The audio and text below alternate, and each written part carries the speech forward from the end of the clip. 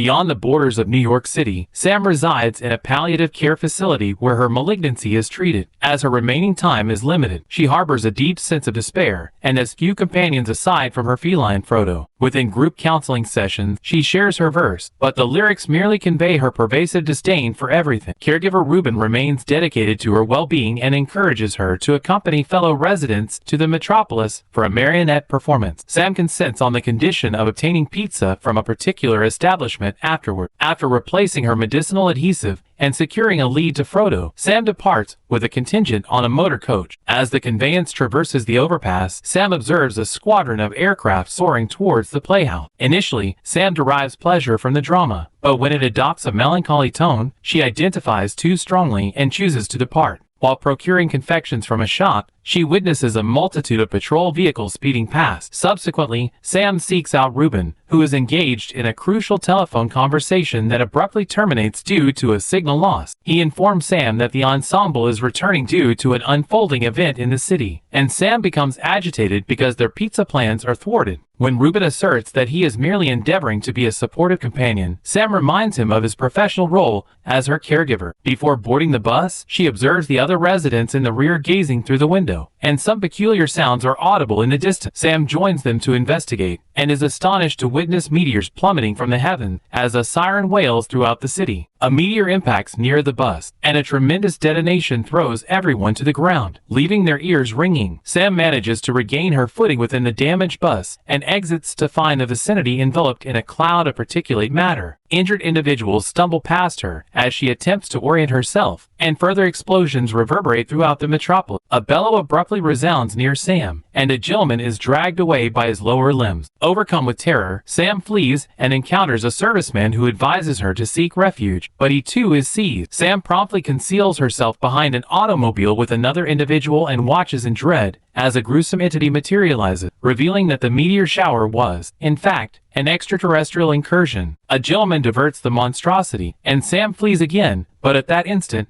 an emergency vehicle arrives and is assaulted by the creature. Another explosion occurs, and Sam is rendered unconscious upon striking a barrier. Moments later, Sam awakens within an edifice, and Andre swiftly covers her mouth when she coughs, urging her to maintain silence. Sam surveys her surroundings and discovers she has been taken to the playhouse, where a collection of survivors are concealed and tending to injuries. Sam is reunited with Ruben and Frodo, albeit prematurely. A helicopter hovers above the area, instructing the citizens to remain hidden and quiet until further directives are received. It transpires that the beings hunt by tracking sound, and they now pursue the helicopter, causing the entire structure to tremble. Frodo becomes frightened and bolts, prompting Sam to follow. Encountering numerous deceased individuals, she treads upon some wreckage, producing a crunching sound, and freezes in fear as Ruben catches up to her. They spot an alien patrolling outside and wait for it to depart. But unfortunately, Sam stirs and inadvertently grazes a bell on a costume, causing it to chime. Sam hastily retrieves her cat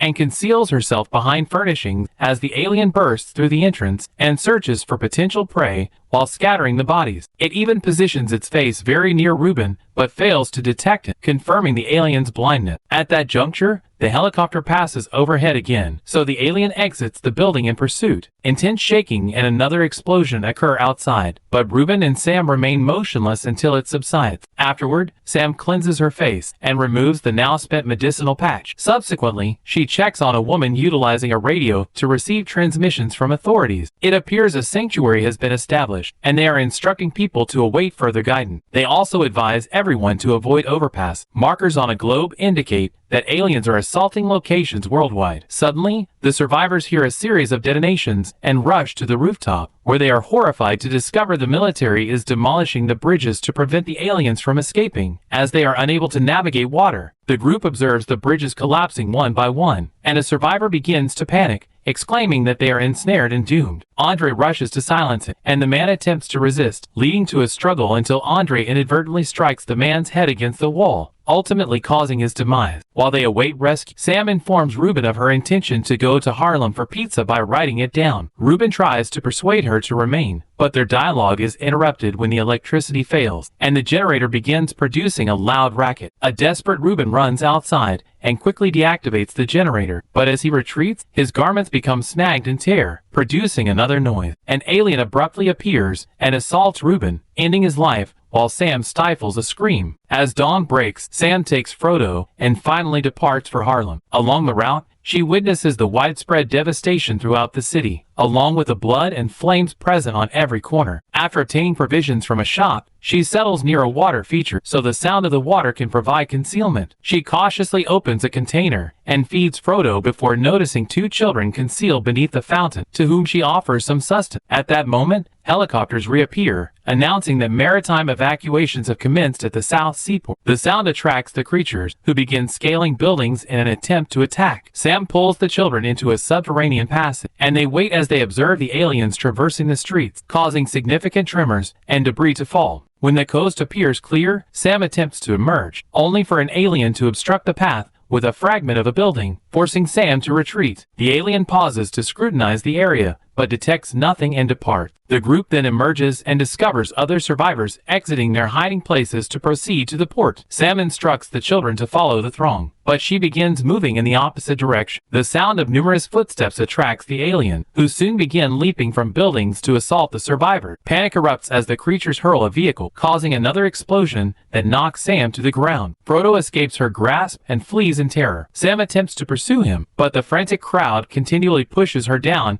as they attempt to escape. She can only curl up and protect her head from being trampled. Around her, people are collapsing and perishing, so when she spots an opening, Sam crawls to hide beneath a vehicle. A man follows her and clutches her legs, pleading for assistance, but he is abruptly pulled away by an alien. Sam's foot becomes trapped beneath the car, but she manages to extricate it after some exertion and crawls out to continue searching for her cat. Eventually, her body is too exhausted and pained to continue, so she collapses in an alleyway. Meanwhile, Frodo is pursuing a rodent and pauses to drink water from a flooded subway station. At that juncture, Eric emerges from the water in a state of panic, but seeing Frodo calms him, and he follows the cat until they locate Sam. She advises Eric to follow the multitude and departs with Frodo, but Eric follows her instead. When precipitation commences, they exchange introductions, and Sam informs him about the vessels, but Eric confesses his fear of perishing alone, and Sam permits him to accompany her. By nightfall, they reach Sam's residence, and since she is missing her key,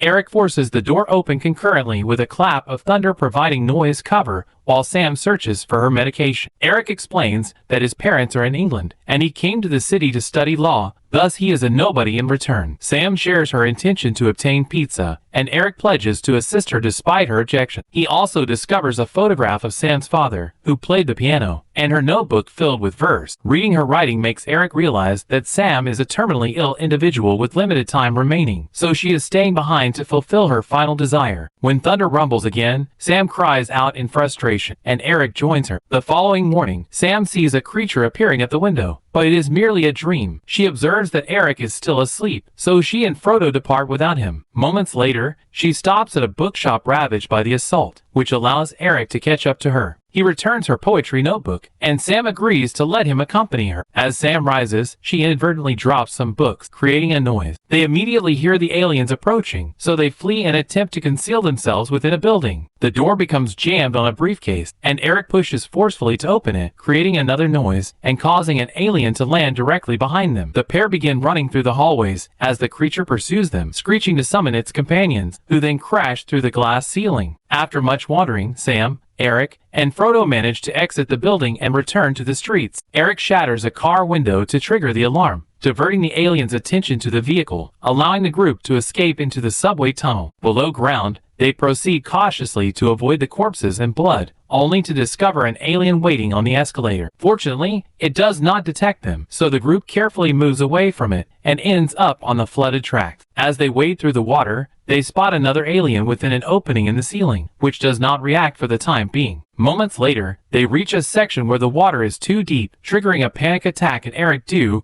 to memories of nearly drowning. Seeing the aliens approach, Sam covers Eric's mouth and attempts to soothe him to keep him quiet. Regrettably, an alien discovers them nonetheless, so they begin moving as rapidly as possible while keeping Frodo afloat. The creature is too swift, and is about to reach them, leaving them with no choice but to place Frodo in Sam's bag and submerge themselves to swim away. The alien attempts to pursue them underwater, but it is unable to swim and quickly perishes. Eventually, the group resurfaces, and Frodo flees while Eric assists Sam in exiting the water. They climb out of an opening in the ceiling and find themselves in a church, where Sam loses consciousness after dreaming about her father praying for her. Sam awakens and promptly vomits. Eric notices her intense pain and inquires about the specific medication she requires. Afterward, Eric goes to the pharmacy, and while searching for the medicine, he is startled by a sound, which turns out to be Frodo. Once he has obtained the necessary medication, Eric begins his return journey, but Frodo wanders into a construction site, and Eric is compelled to follow. He cautiously navigates the area and finds it ablaze, but Frodo is simply relaxing. At that moment, an alien appears, and Eric quickly hides. However,